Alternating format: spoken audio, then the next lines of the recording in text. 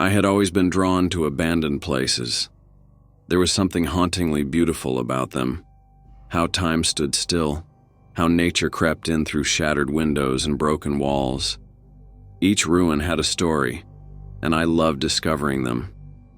That's why I was here. The house stood deep in the forest, hidden from the world, its once grand frame now sagging with decay. I had read about it in an old forum post, a mansion no one dared to enter.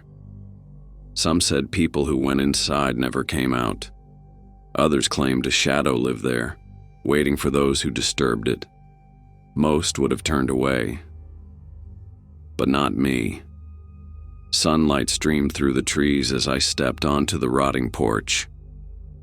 The door, slightly ajar, let out a long, weary creak as I pushed it open. Inside, dust hung in the air, dancing in the afternoon light that filtered through cracks in the boarded-up windows. The silence was overwhelming. No birds, no wind, just stillness.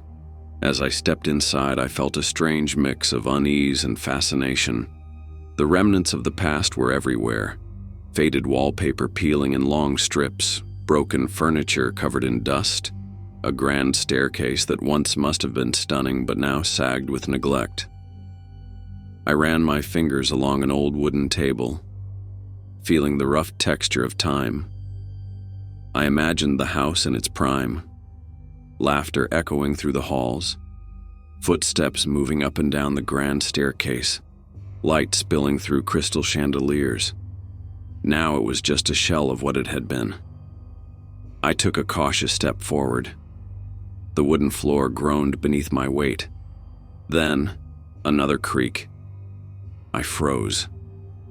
It had come from deeper inside the house. I turned my head slowly, my eyes adjusting to the dim interior.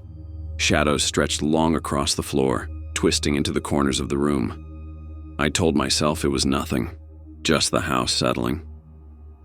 But then, the air shifted. A strange, almost imperceptible change in pressure. Like the house itself was exhaling. The hairs on my arms stood on end, and an unfamiliar heaviness settled in my chest. The silence deepened, pressing in on me, and then, thump. A sound from upstairs. Thump. Thump. Heavy footsteps coming down. My breath caught in my throat. The house felt smaller, suffocating. My instincts screamed at me to run, but my body refused to move. The footsteps reached the bottom of the stairs.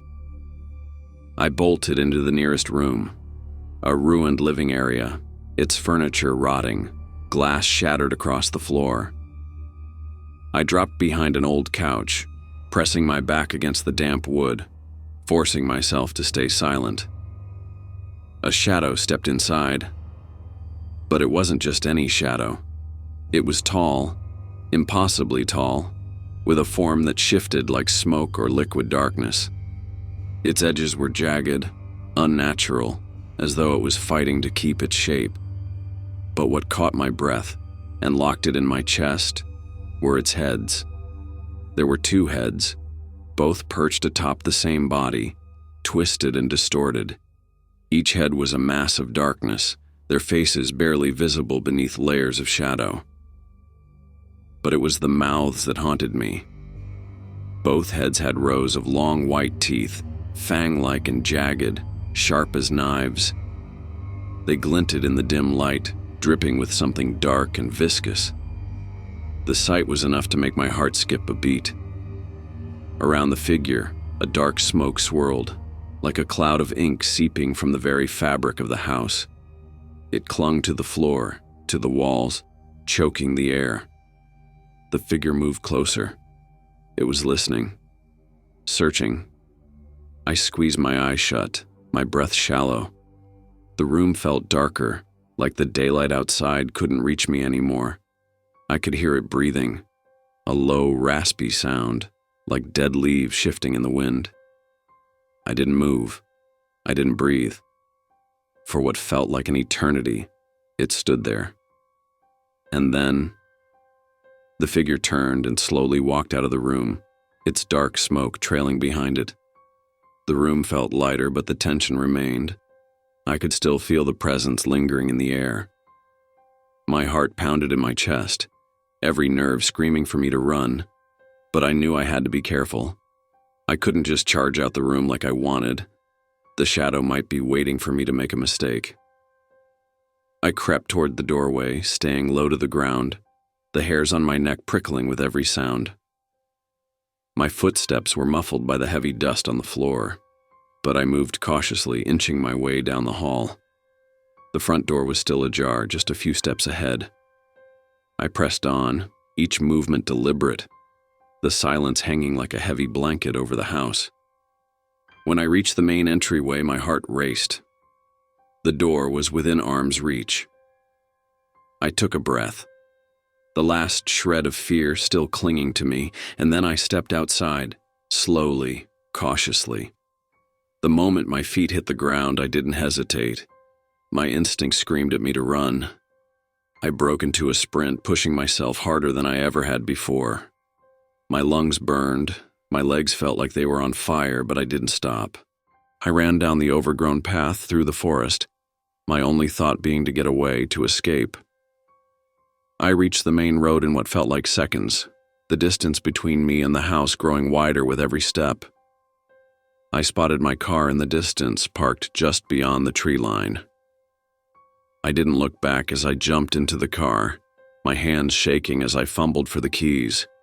The engine roared to life, and without a second thought, I threw the car into gear and sped away, tires screeching against the gravel. I didn't stop until the forest was nothing more than a blur in my rearview mirror. But as the miles passed, and the forest faded from sight, I couldn't help but wonder how many others had crossed that threshold before me. How many had felt that same weight, that same chilling presence, and never made it out.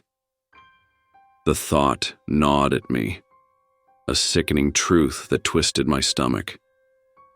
And somewhere deep inside, I knew it would always be there, in that house, waiting for someone else to make the same mistake I had.